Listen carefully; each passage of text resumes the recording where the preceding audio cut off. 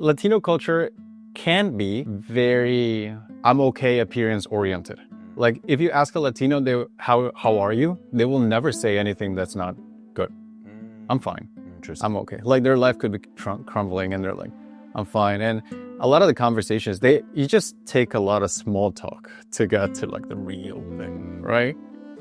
And here it's just like people are just really. And he told me that story to remind me that sometimes it's not about how hard you work, but where you stand. It's just the positioning. People who like Eastern European looks, they come to Poland, they just sit in the middle of the bar, and somehow they end up with an Eastern European girl. Like things happen, right? Because you're just where the thing that you want is kind of the default, right? You want to get better at fighting. You go to a gym where there's a lot of fighters. Eventually, you're gonna catch something from osmosis. I got very lucky in that journey because by stroke of luck or God, I was just in the places where a lot of money was flowing. So I started my online business back when you had no option to be offline. You couldn't go out, right? You couldn't go talk to friends. COVID times. Right. I started software and SaaS kind of when SaaS was taking off on Twitter. Coaching and consulting when it was really easy to sell.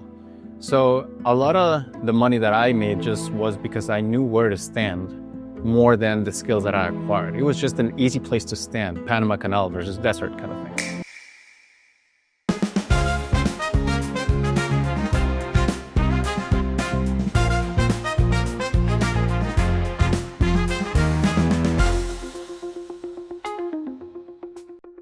Before we continue, I want to share something interesting with you. Recently, we had a guest, Rafael, and we talked about moving abroad, buying real estate overseas, and even getting a second citizenship.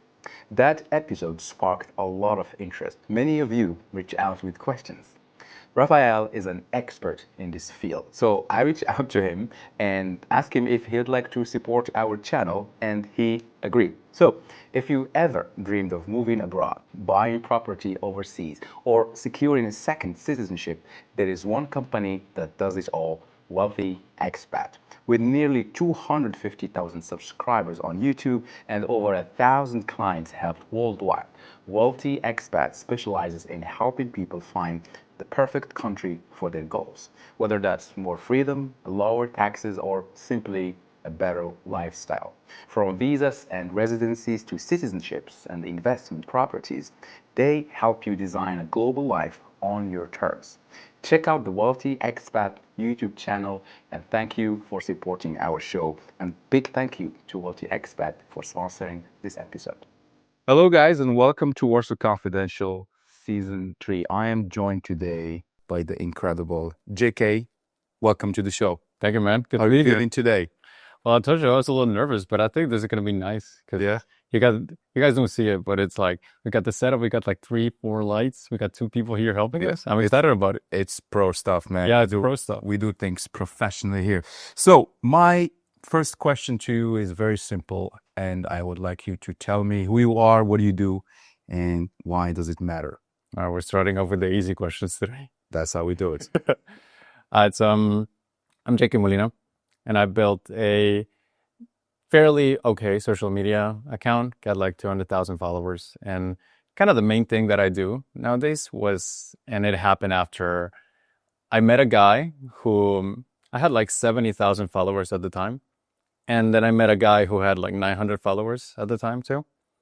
And I was making like 30K a month. So I was like happy about it.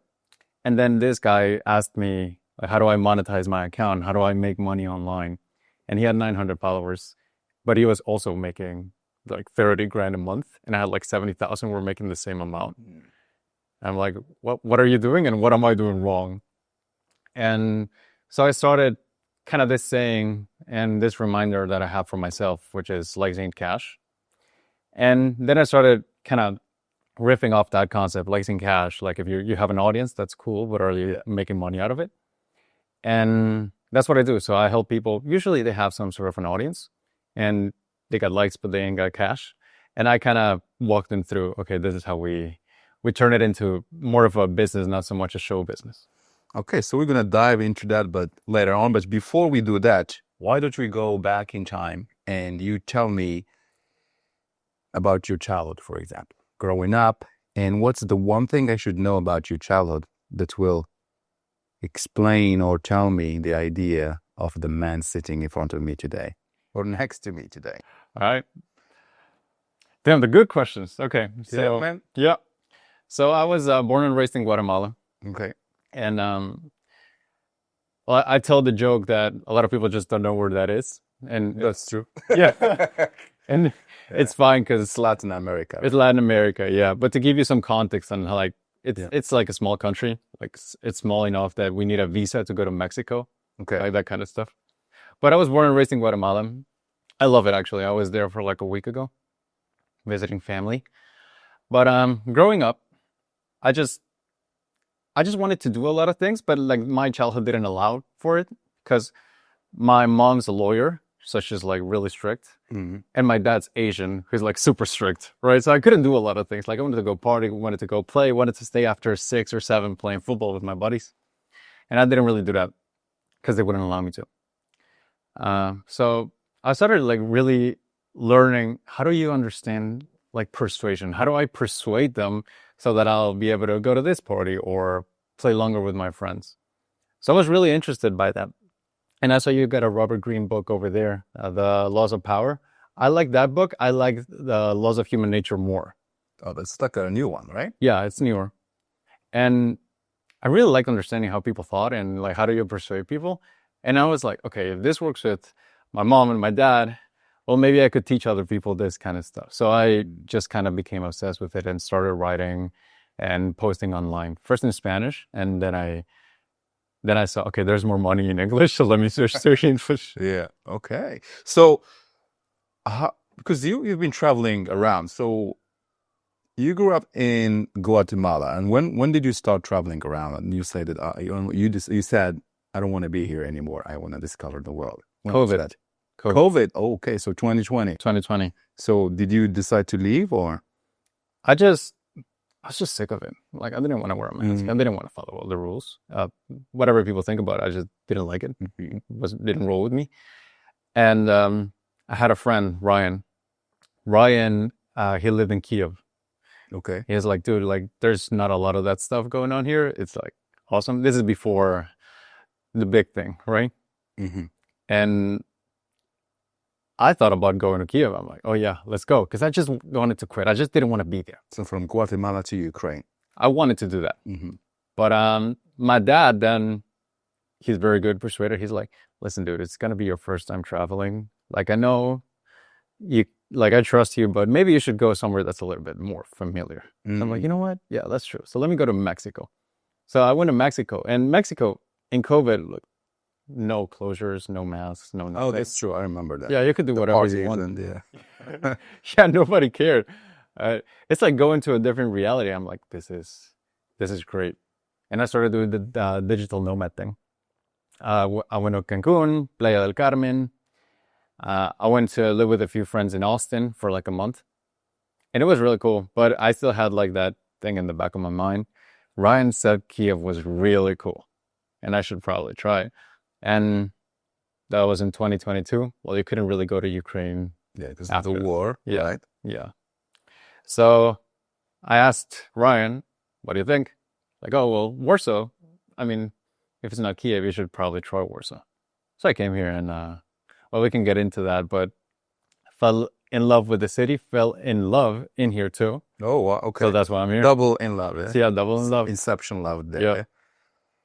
Okay, so let's go there. I think that's a good point to start. So you arrive in Warsaw and you fell in love, as you say. So tell me about that experience. What made you the Warsaw or the love? Both. Well, and I told you this, like, I've done podcasts like online, right? So I'm on my computer, I'm in my setting, I'm cool. It's chill. Yeah, it's fine. And I told you this when I first saw like us being here and in person, I'm like, I'm getting kind of shy. Like, what's happening to me? Yeah. This is the beginning. It's gonna get better. Yeah, but it's I'm like a true like introvert at heart. I love spending time at sea. Like this is kind of my thing. And part of Latino culture is like you're never really alone. Like you always have your aunt and your cousin and your cousin's cousin and your cousin's friend and your cousin's friend's girlfriend. It's like everybody just meets together at the same time. But here I felt like I don't understand the language. I don't have any friends. I'm new here. I'm alone, and I can just work on my thing. Wi-Fi is great. People don't bother me. I love this thing. Literally, I love it. So I started being here, and like this is kind of like stepping to the front of the story, but it's like really coming together. Like Guate is not a safe country. You know what I mean? You can't just walk around. When my now wife visited me for the first time, 1 week before that, I got mugged. Like somebody pulled a, no, Poland? not here. Ah. It doesn't happen here. Okay. Yeah. Or not to me, at least. But back there, I got mugged like at gunpoint. I'm like, oh, wow. In Guatemala. In Guatemala. Yeah, in Guatemala. Not here. Here it's really safe. I like it here.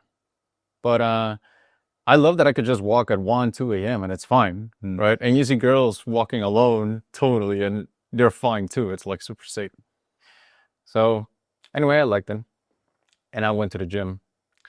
And I saw this girl, my now wife. Okay. And she's training there, right? And she's Our training. gym? No, it's a different one. Okay. This one is, well, it's not called MacFit anymore. I think MacFit got acquired by somebody else. Yeah. So they I know took which that one. part of me. Yeah. Okay. But anyway, she's training there. Polish? She's Ukrainian. Ukrainian. Okay. Yeah. So your story was connected to Ukraine from the beginning. Yeah, See? you know, signs were there. Yeah, exactly. Okay. So she's there, she's training legs, right? And I'm like, okay, today's back day because I had like my schedule. And it's like, okay, I'm gonna train back. And then I saw her, and I'm like, okay, I'm gonna train legs because she was right there, right? And we talked, and things kind of unfolded from there. All right. And then that's when you say you fell in love twice. I Okay. fell in love twice. So you met your girl and you're like, okay, I see, I love this country, I am staying. What made you really, really stay besides the safety and the love and etc.? I think that's it, man. That's Like, it? Yeah, Really? I think it's underrated. One of the things that were like okay, here's typically what I saw that like you were asking people in this podcast when I watched it. Pretty cool though. Yeah, thanks. And there was an episode you recorded with your ex-girlfriend. Oh, yeah. Yeah, well, that was a spicy episode. Yeah, man. But anyway, That's why it's called confidential. yeah. Well, where was I going? Why did I stay? Yeah, like was one of the questions you were asking is like what's one of the message you tell like the Polish people? Yeah, right. exactly. And I saw you noted. I noticed you asked it to other people, and like I didn't really have that because I wouldn't say I'm that connected. Like I live here, but I'm not very well connected. I know you and like 3 other people from the gym. Oh, really? And that's pretty much it. Interesting. But the things that I think here are like pretty normal are not normal in other places. Like walking at night alone and you're fine. Like that's not pretty common, right? You go outside and the trash cans, they're empty and they're like streets are clean. That's not normal in a lot of places. Yeah, true. Yeah. And it's just safe. People are respectful. You're like, it's fine. And I remember like I call my abuelita. I call her every once in a while when I'm walking. And she's like, are you sure it's okay? I see you have your headphones on. Like, and you're walking on the streets. Is it fine? I'm like, yeah, like, trust me, we're going to be fine. It's fine here. Nice.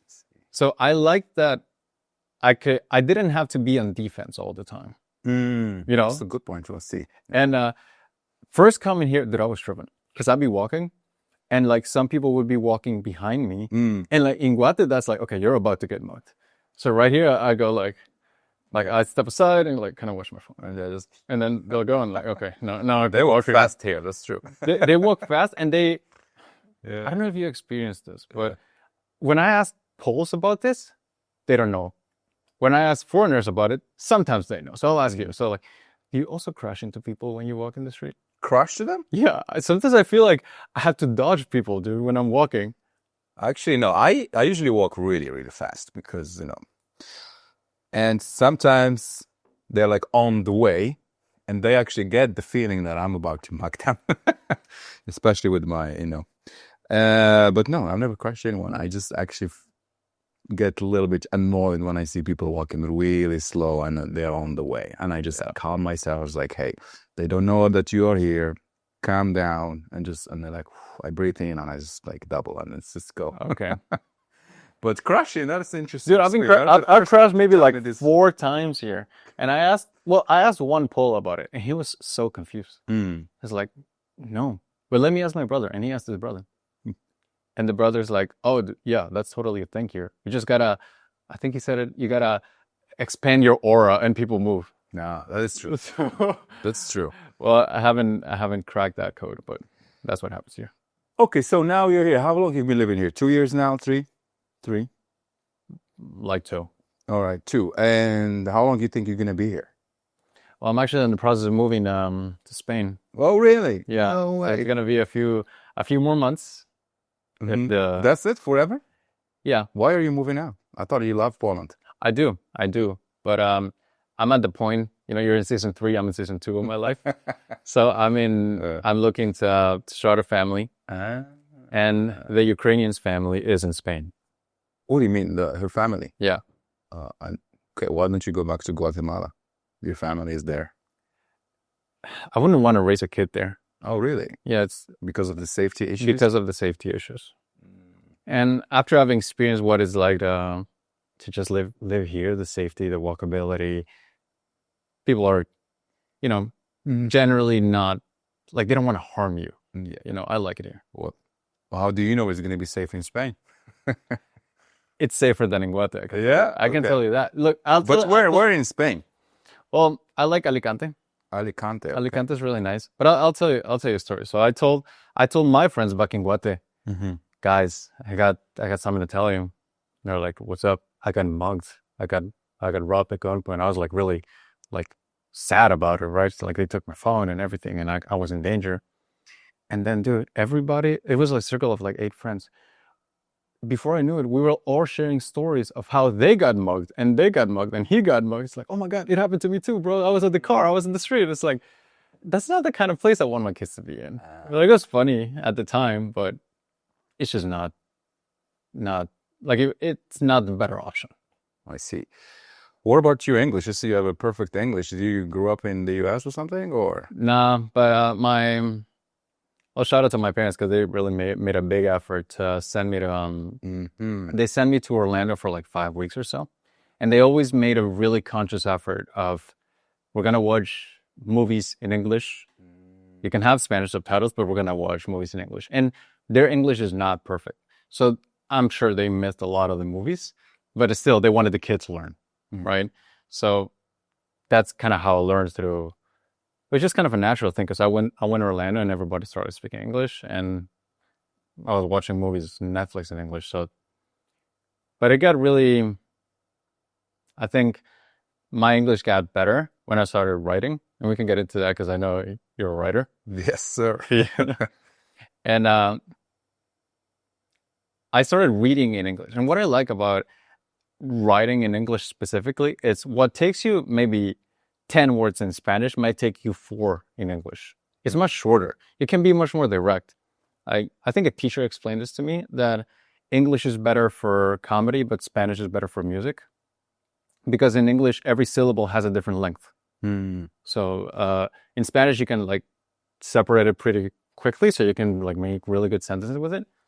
But in English, you can stretch the meanings of the words, and sometimes the enunciation and the length of the syllables allow you to create a different meaning than if it was just in Spanish. It's a weird thing to explain, but I liked it because I can be more succinct. I see. Well, perfect. Okay, then. So we are now going to dive into, but before we do that, I want to say, what was the surprising, besides, again, the safety issues and all that stuff, that when you try, because when I arrived here, my brain in the first days or weeks or even months, my brain was always trying to compare. Like, we don't have this back in Morocco, and this is how it is here. So what was these things you constantly comparing between living here and living back home? Safety was one. We always go back to safety, huh? Well, it's an important thing, It's like, to me, it was a big deal to me. Yeah. What was it? Look, the surprising effect that really something you wouldn't give up here.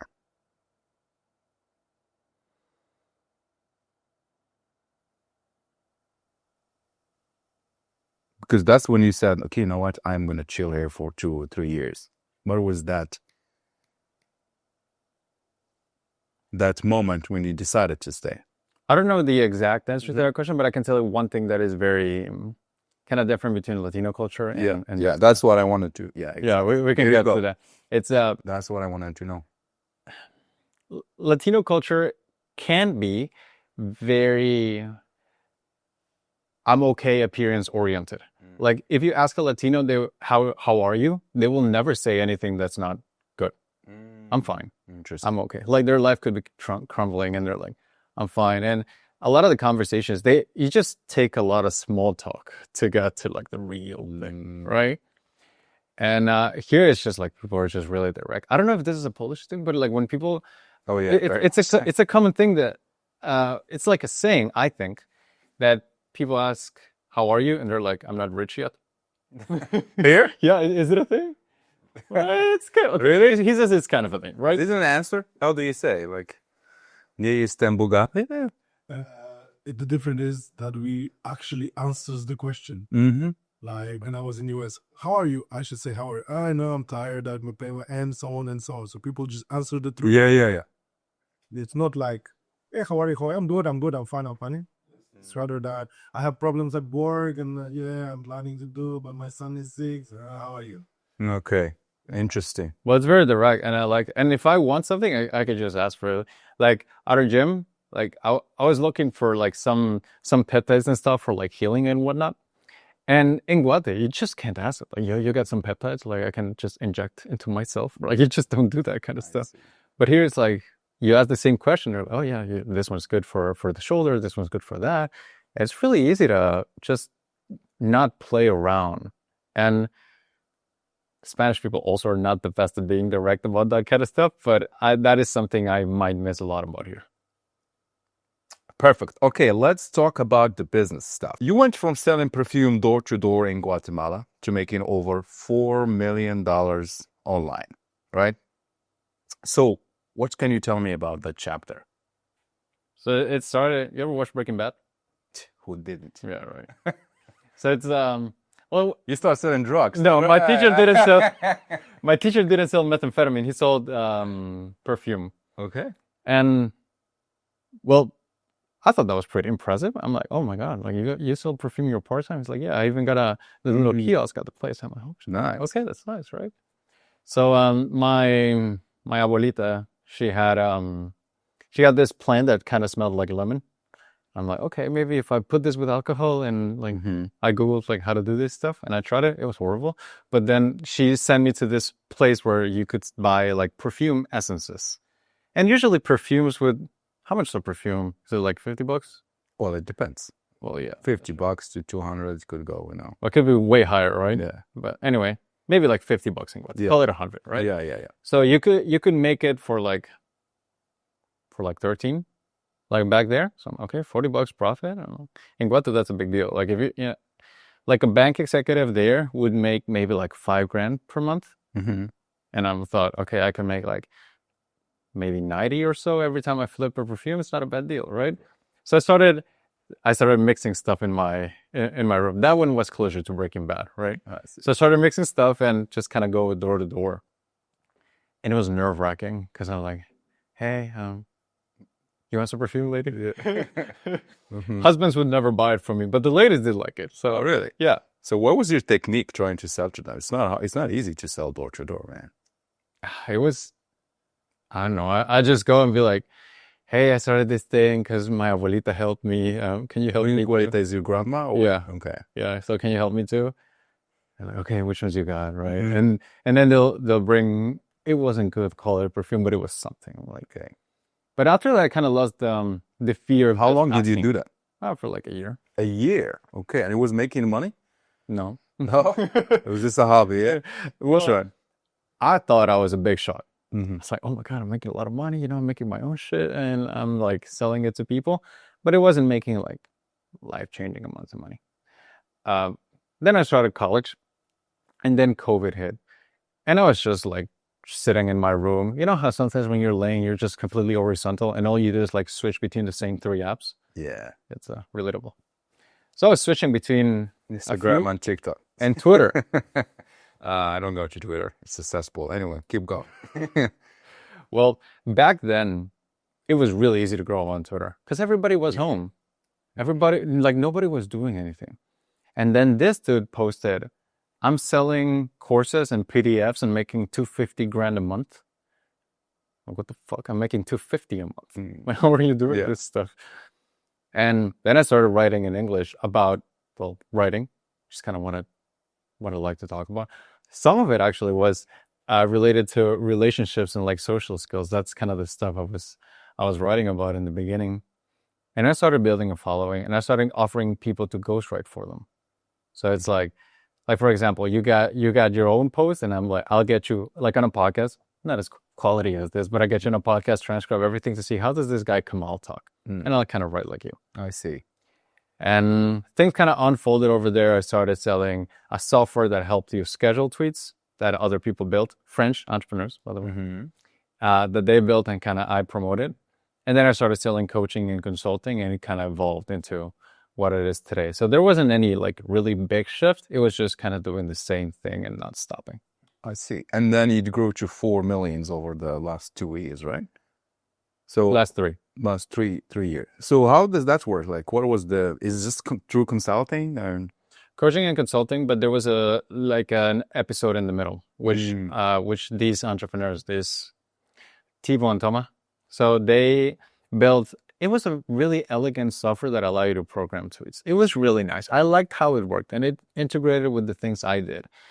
And I didn't have a product. They didn't have an audience, but I had an audience, right? Okay, I see. So, 1 + 1 = 2. So we said, okay, let's just partner up. So a big chunk of the money came from there. The other one came from coaching and consulting. And yeah, that's pretty much it. And the rest is history. So if somebody is listening to us now and is inspired to say, hey, man, I want to make 4 million in 4 years as well, what would you tell them? What are the first steps?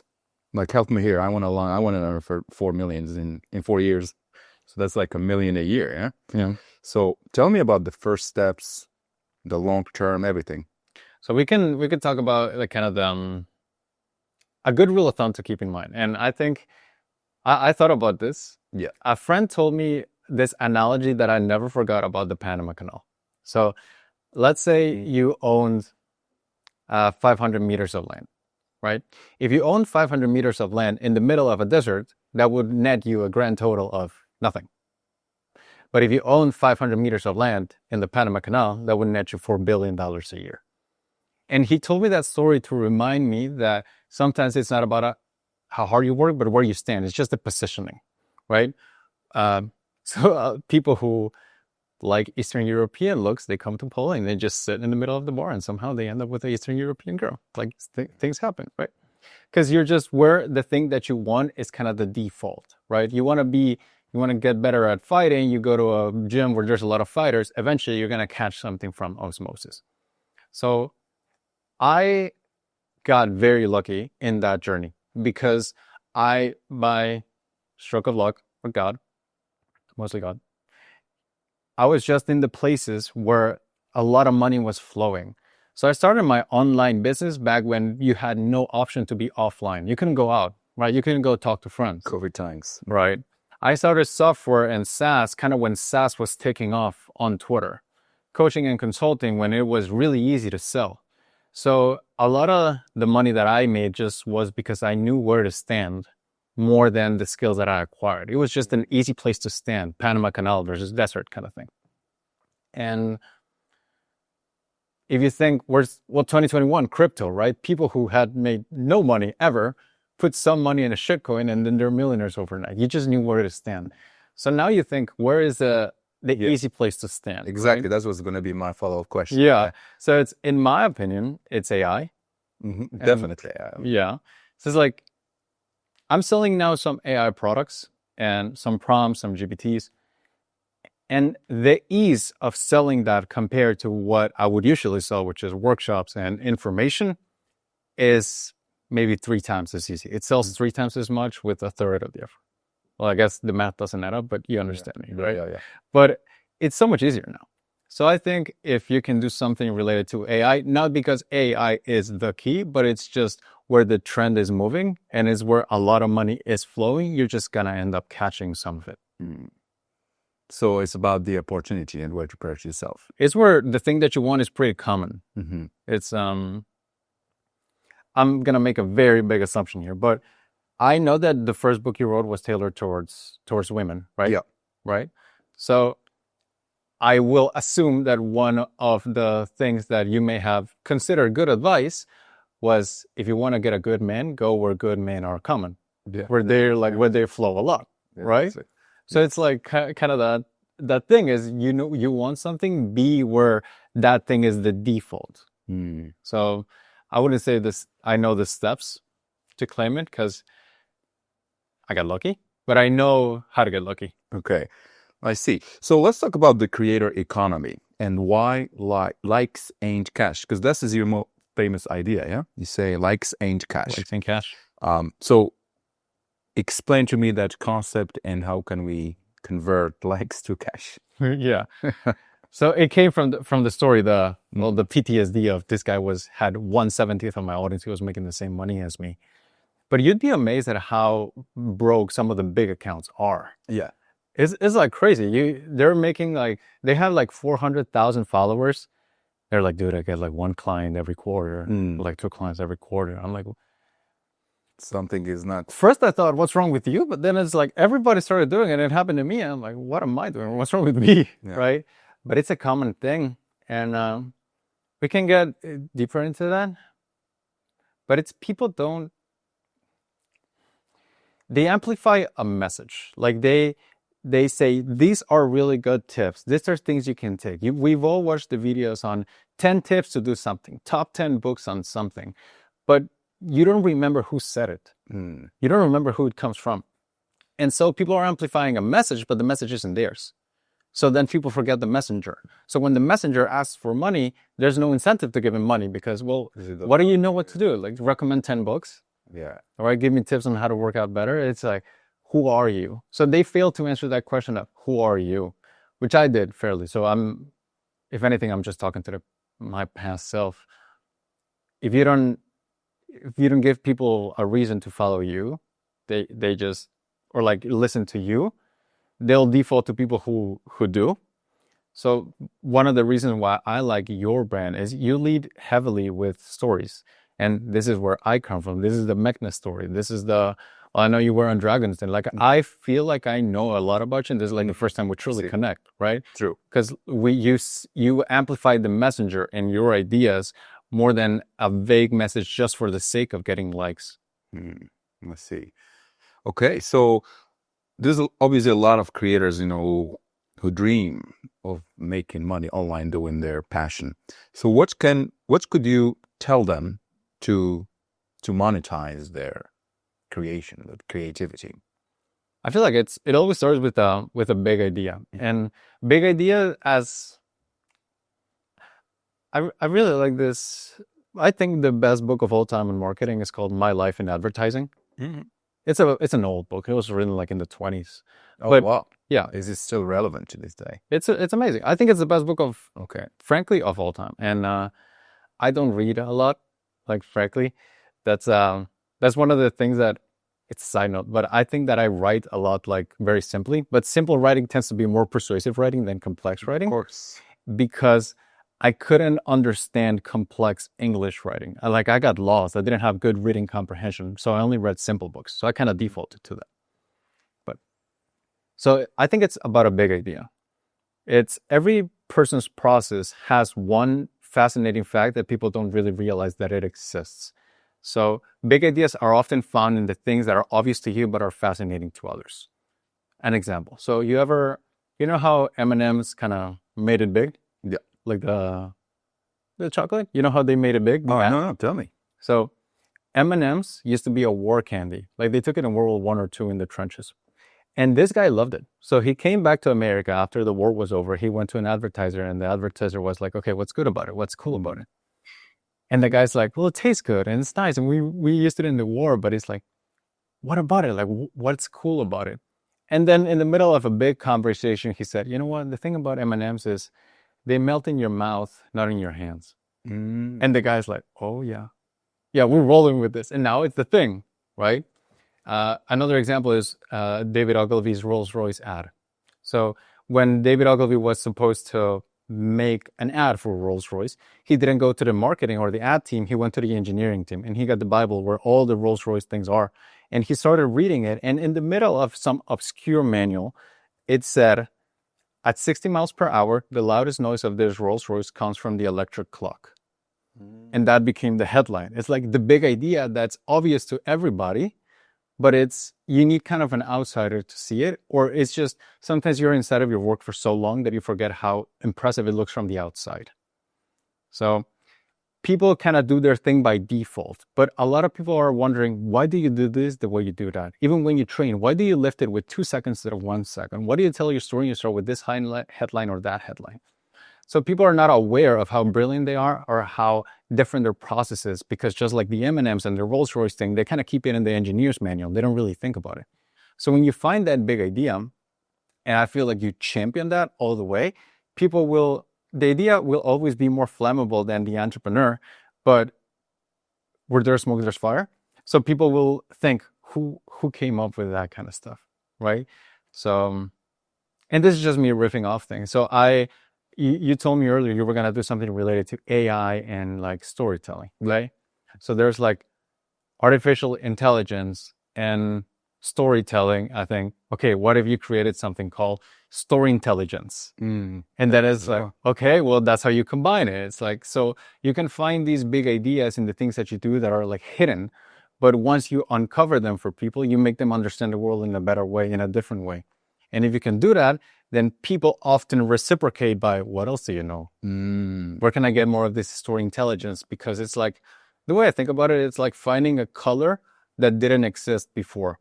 And if people like it, the only place they can buy it is you. So people don't find their big ideas enough. And I think that if they did, they would make a lot more money. Okay, interesting. So what you're saying here is because you talk a lot about storytelling. You call yourself a storyteller, right? I tell stories. He tells stories. So let's talk about storytelling. I want to learn more about it. How can we leverage storytelling in the social media world to, again, monetize our creativity? I'll tell you one thing that I find that makes every story better. Yes, sir. We can start with that, because storytelling is a broad topic. I know. And like you get it, right? But I think one thing that a lot of stories lack, in my world, a lot of stories take the form of case studies and testimonials. So it's like, my client Rachel did this, my client Jason did this. But I feel like a lot of stories lack context. And context is important because it makes the reader feel like this person is talking to me. Because when you show a story to the reader, the default narrative that they have in their heads, it's, but I'm different. This story doesn't apply to me. It doesn't. But if you explain context, as in Rachel was here, Jason was here, she also struggled to sleep at night. Jason also was ashamed to take his shirt off at the beach because he gained 20 pounds. If you can explain some context before of whoever the story is that you're telling about, then you bypass people's mechanism of, I'm different, to, oh, he's like me. He understands me. To relate to it. Right. And it's important to give people something to relate to. And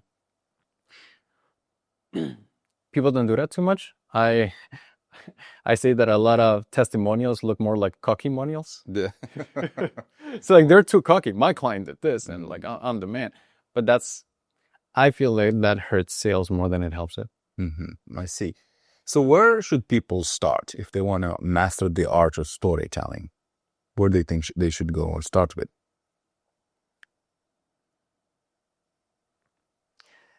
Writing them down before you tell them. The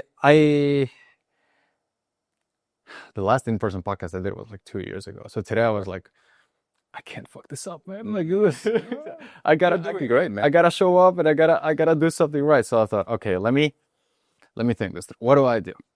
What can I do? I can write. So before I came here, I thought, what are some of the kind of the little anecdotes, little facts that I can tell about the story? So everything I'm telling you about today, the perfume, Abuelita, Rolls-Royce, M&Ms, everything I wrote about it in 1 or 2 sentences so that I could organize my thoughts. And when I had them down, then I could see kind of where should I take the story through. Because I think that thinking is like you have islands on the sky, but writing are the bridges that connect those islands. So it allows you to travel your connections better, and it allows you to have a better kind of flow to the stories that you tell. So I think that if anybody wanted to get better at storytelling, start with writing it.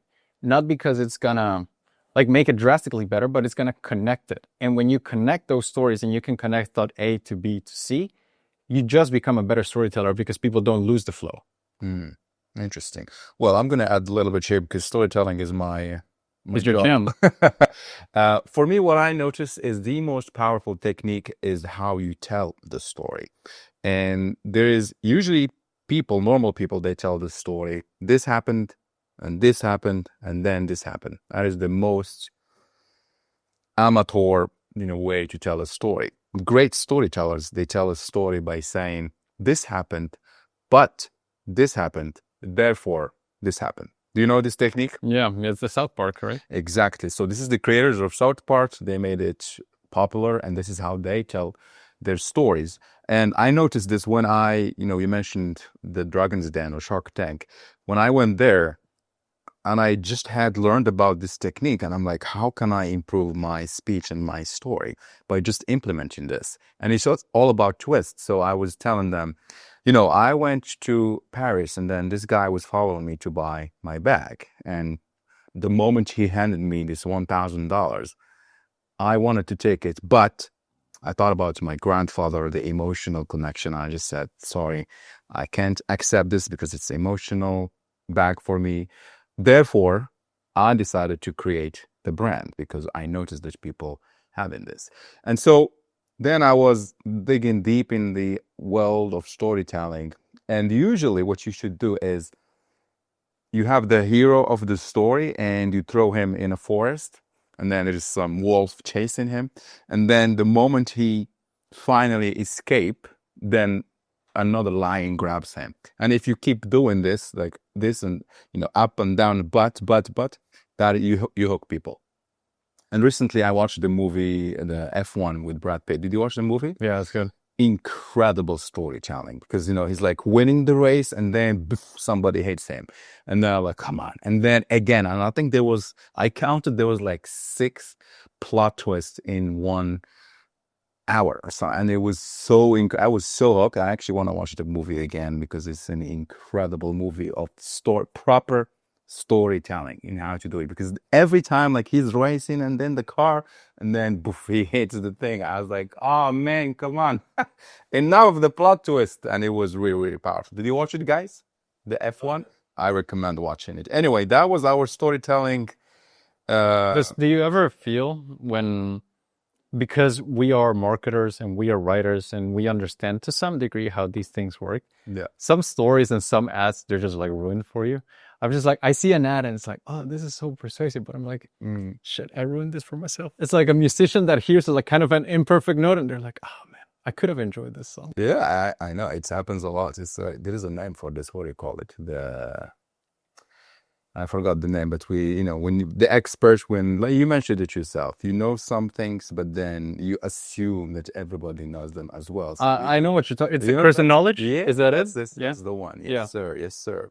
All right, so let's move on to the inner game: ambition, identity, and peace. You've made millions. We already know that. Helped thousands of creators and build a brand people admire. What is the part of success that nobody talks about? I think that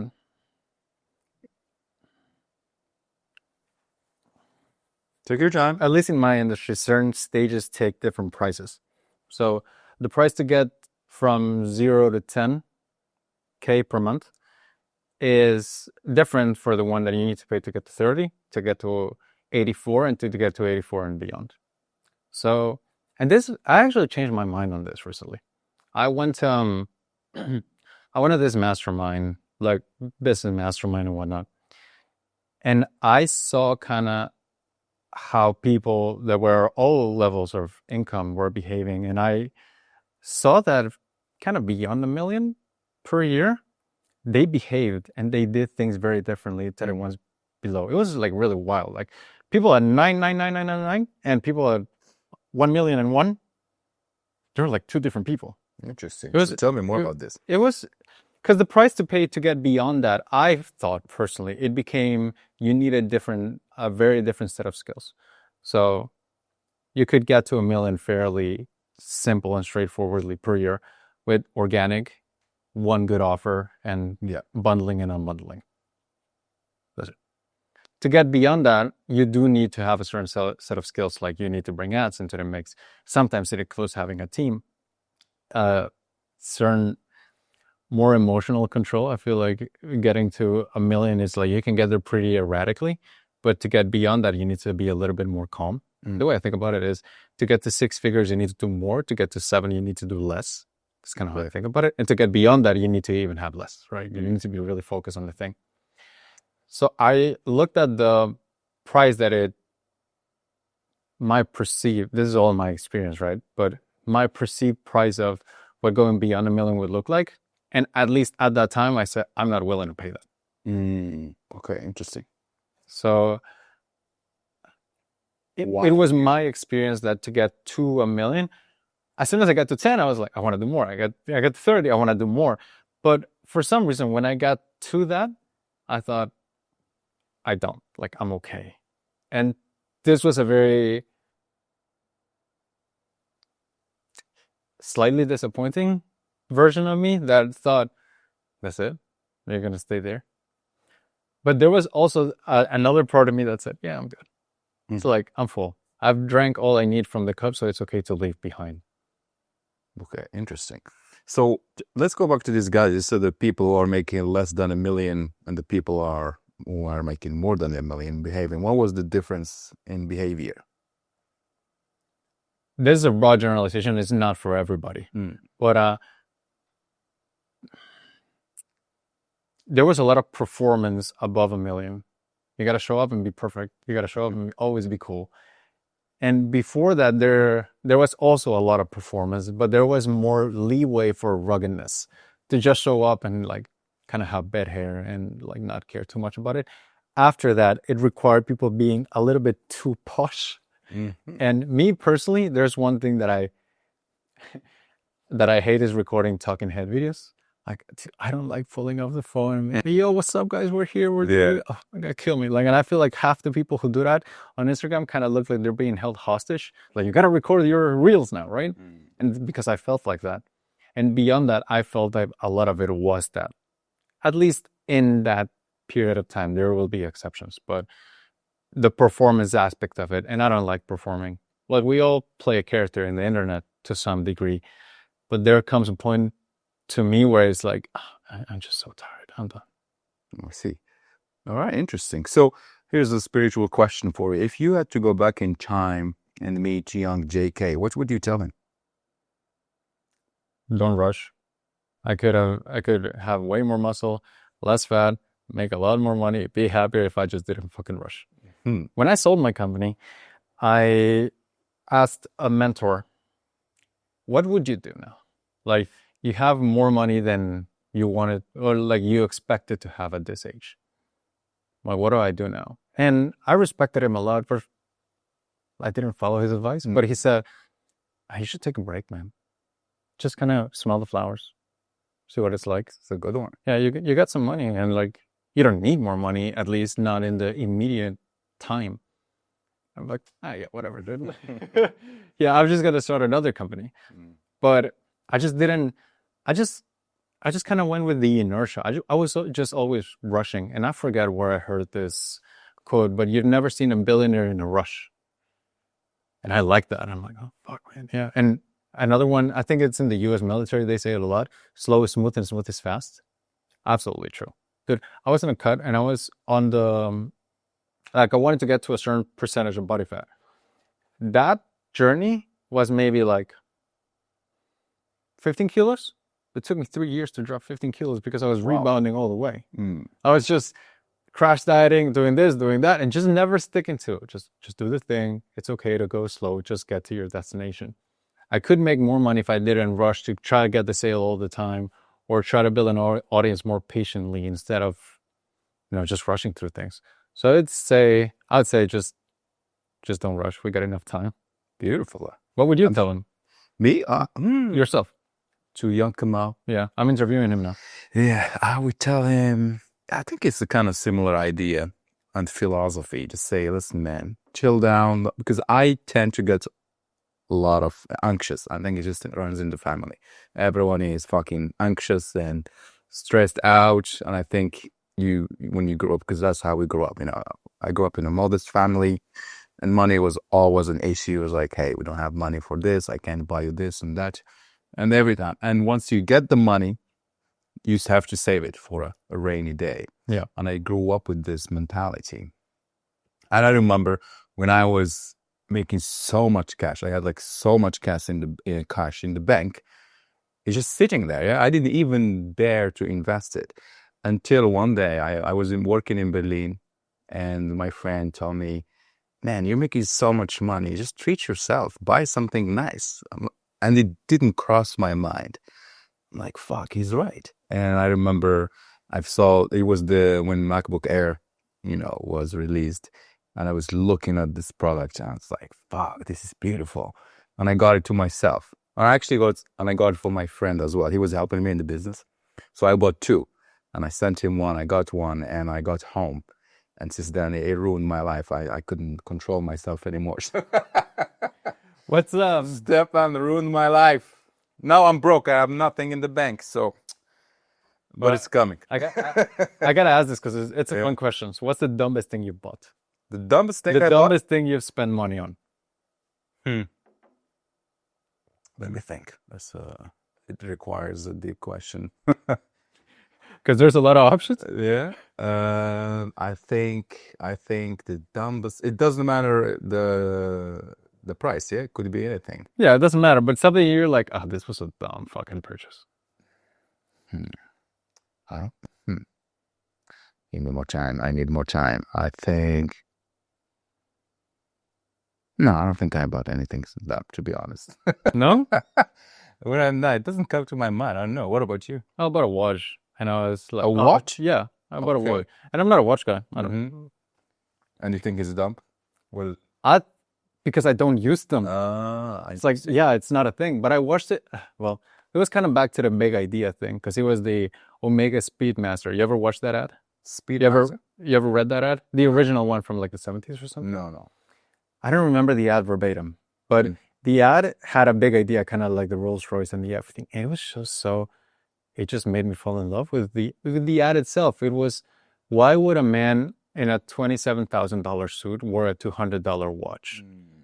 And it started with, you wouldn't expect the Apollo astronauts who went to the moon to get their piece for the rockets from just a local store.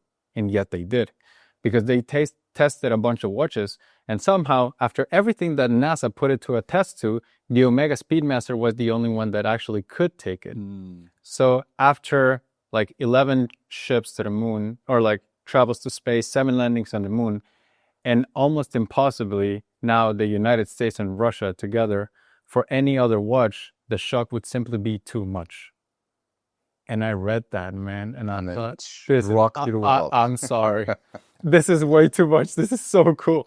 And I bought the watch and I wore it for like a month. And then I thought, yeah, this is not me. All right. Well, give it to me, man. No problem. I'll gladly take it. I love watches. It's a nice watch. It's a good watch. I love watches, man. I have a bunch of them. Well, DK, tell me, what do you think is important and we haven't talked about today? Well, I'd like to get your take on AI now, because take your take on AI, because the way I kind of look at it, it's kind of like, I think it's gonna kill the middle tier of coaching. Like, I think group coaching is gonna be replaced by GPTs and AI. Yeah. That's the way I think about it. But I'd like to hear, like, what's your take on, is it gonna replace something? Oh, definitely. For me, I think the creators who are not using AI will be replaced by the creators who are using AI. And personally, for example, this podcast and other ventures I have, without AI, I don't, because I got to the level on my previous channel, I got to 200K subs and I've had enough. And I was creating for more than 15 years. Enough of what? Hmm? Enough of what? Creating, because I was just tired. I was burned out, and I said, nah, I don't want to do this thing anymore. I don't want to do this career anymore. So I stopped for a while. I think I took a long break, 2 or maybe 3 years. And when AI came out, I think it was, when was ChatGPT released? 22 or 3? 23, I think, yeah, 23. And then I started playing with it, and then it stimulated my creativity. And when I launched the podcast, it is with the help of AI that we could grow it so fast because of the tools and all this cool stuff you could do with AI. And right now, I don't, my workflow is heavily influenced by AI. So it doesn't mean I use it for everything, but it is always the start of something. So if I want to release a product or do something, it's always starts with AI, and then I take it and I was like, oh, that's a good direction. And so I think AI is incredible if you don't let it take over your whole thing. So Can you give me an example of how you use it?